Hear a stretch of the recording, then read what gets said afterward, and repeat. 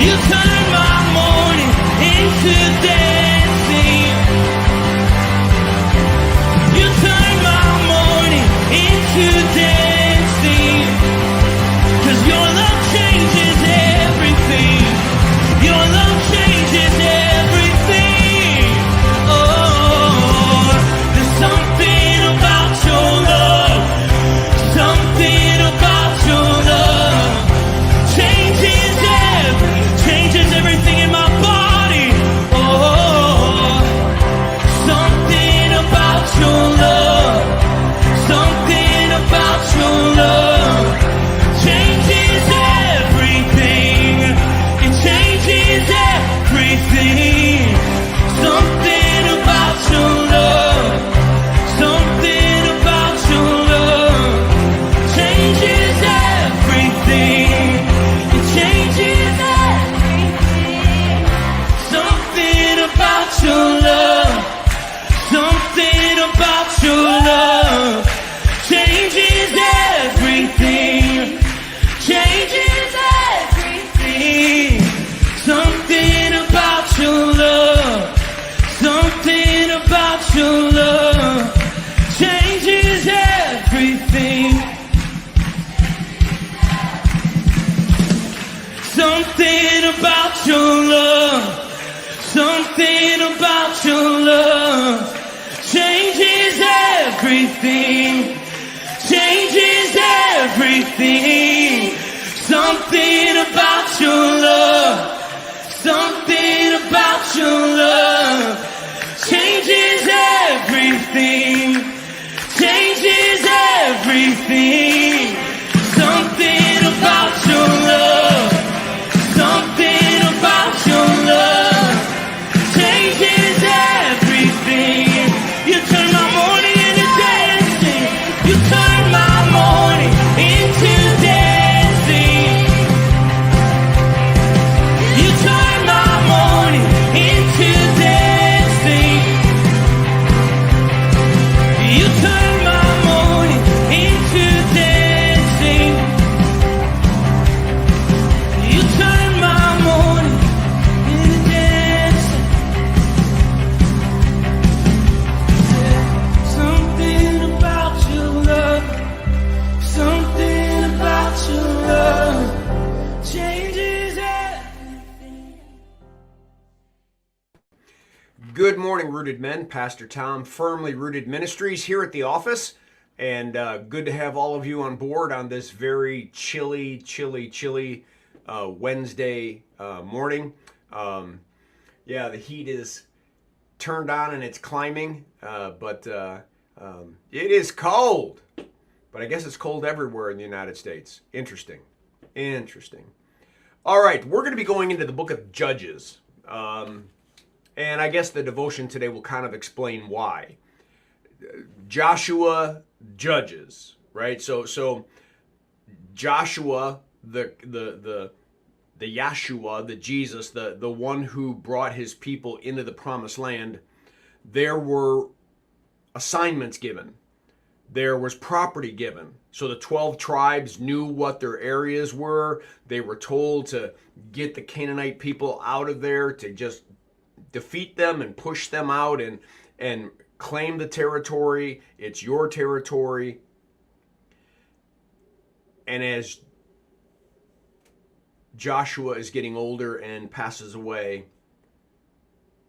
the nation of Israel decides to not do it the way God says and decides to do it the way they think it should be done. And the net effect is not very good. And we're going to be going through all of that. And the reason being, we got to make sure that we don't repeat the same thing. I think sometimes we hear what God says and we satisfy ourselves with an alternative option. The problem is that alternative option was created in our heads and not God's, and hence we basically are saying, I'm not going to do it the way you want to do it. I'm going to do it the way I want to do it. And that never goes well in our relationship with God. It's supposed to be reversed. Not my will, but thine be done. There's the way it should be. But we find in human history, it's not the way it works out. So we're going to be looking at that, and we're going to start with Judges chapter 1. Let me say hi to a few people, and then we will dig in. Steve Giroux got here at 7:50 a.m. Woo! He was like, I can't wait for devotions today. Let's see. Besides me and Steve, Chuck B. Shalom, gentlemen. I'm out there on X. Ken Gooch, good morning, fellow brothers in arms. Shane, good morning, gentlemen. Brian, good morning, man.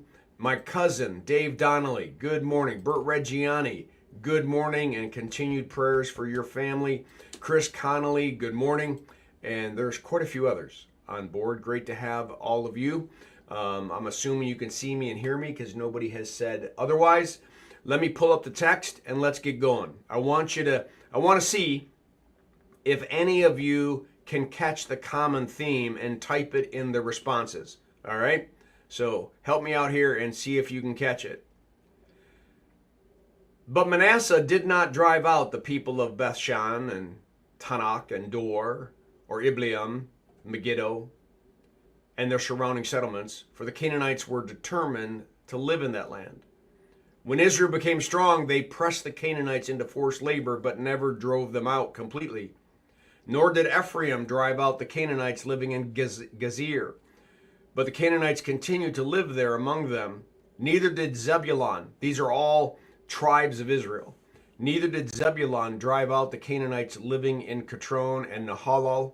So their Canaanites lived among them. But Zebulun did subject them to forced labor.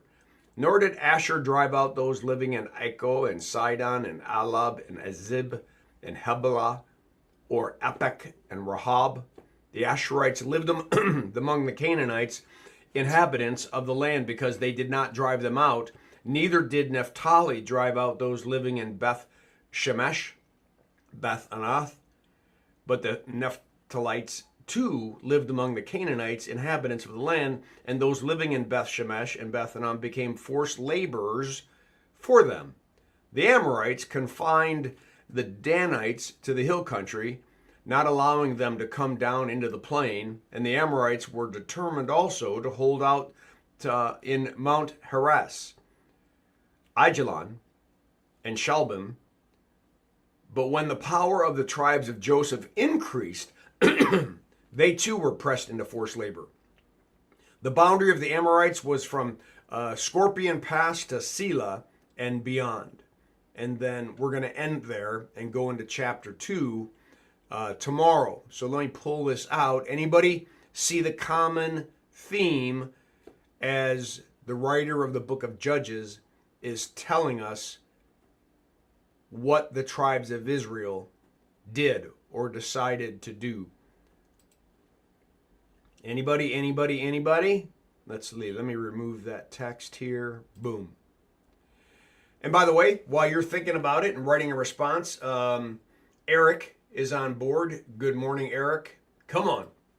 Somebody give me a response. What's the common theme that these tribes decided? Anybody? Come on.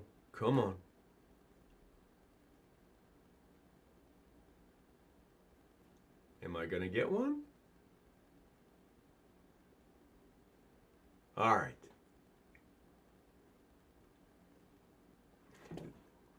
They were told by God to destroy, and yes, Ken Gooch, they did it their way. And it's the same way. Look at what every tribe convinced themselves of. We're done fighting. Yeah, Steve Giroux, not to purge the nations from among them. Yes. The job was to get them out. Why? If you allow them to live among you, he even tells them in the book of Deuteronomy, if you don't purge them out of the land, you will eventually cohabitate with them. You will eventually marry into their nationality and into their groups. You will ultimately worship their gods. You will ultimately walk away from me. And they said, No, we won't.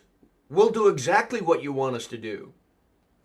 But as they became weary in fighting, and they were living in the promised land, and they had homes, and they had all sorts of things, they convinced themselves that as long as they could overpower these people and force them into slave labor, haven't they done just about the same thing? We conquered them. We beat them.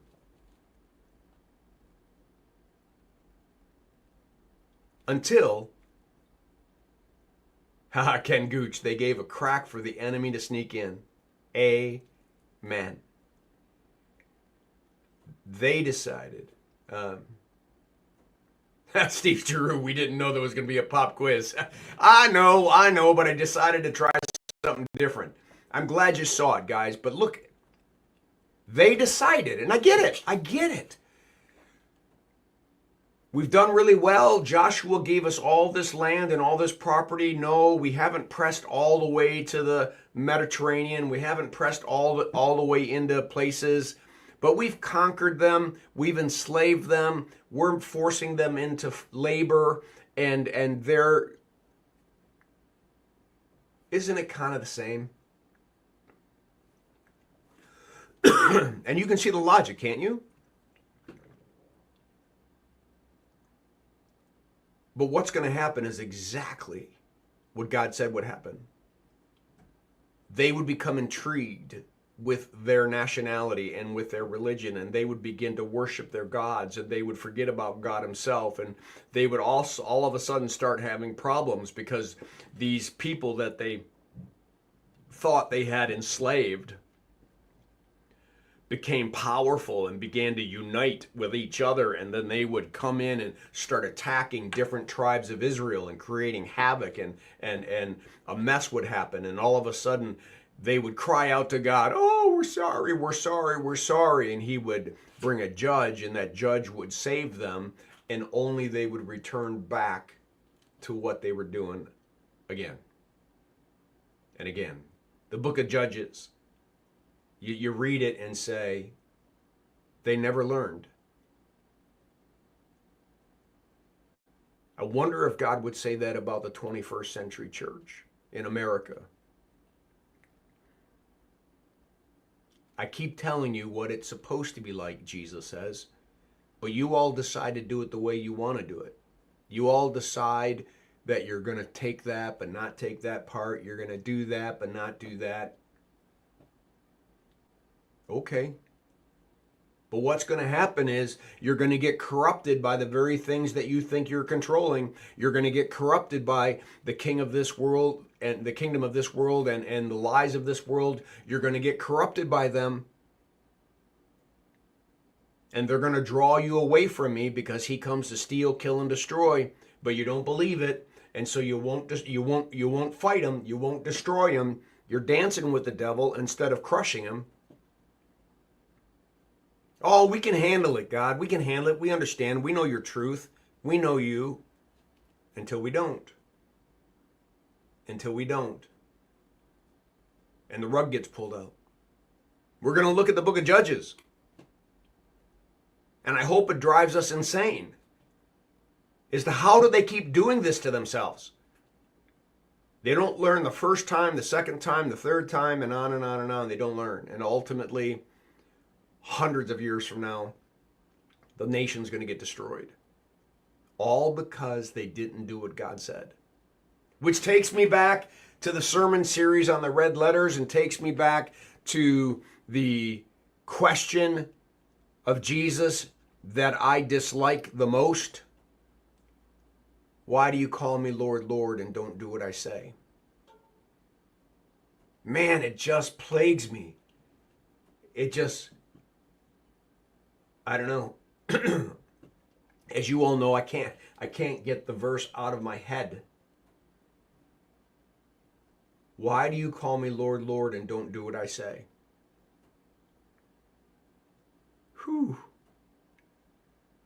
Men of God, that's why we do what we do. That's why we're firmly rooted. That's why we firmly root ourselves in God's unconditional love and his eternal truth, because those are the only two things that existed before sin. And if we can bring them back into our lives, we might be able to obediently do exactly what he's asked us to do, live according to the kingdom of according to the kingdom of God, become princes of the King of Kings and the Lord of Lords, and live out our lives in obedience.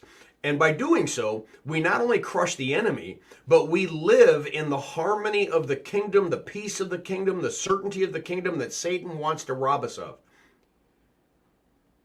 See, we think we're wise and we think that we could do something a different way, and Satan goes, yes, I've got you. What if God's right? What if there is one way to do these things, and when we do them, we're going to have our socks blessed off. We're going to be blessed. See, Satan doesn't want us to experience that. So he always notches us back one step, two steps back from the very fulfillment that would give us all the things we need. How about forgetting what lies behind, we strain forward for what is ahead and get the work of God done. Become the men that he's created us, redeemed us, and reconciled us to be. Putting on that full armor and doing it, living it, fighting the fight.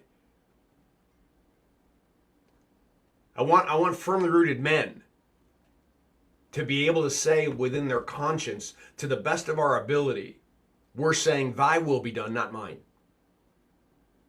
And if your word says it, I'm going to believe it and act upon it, even when it doesn't make sense to me. And all of a sudden, those acts of faith become powerful.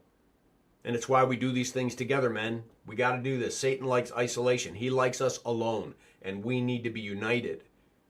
We become a front. We become an assault group that Satan can't penetrate.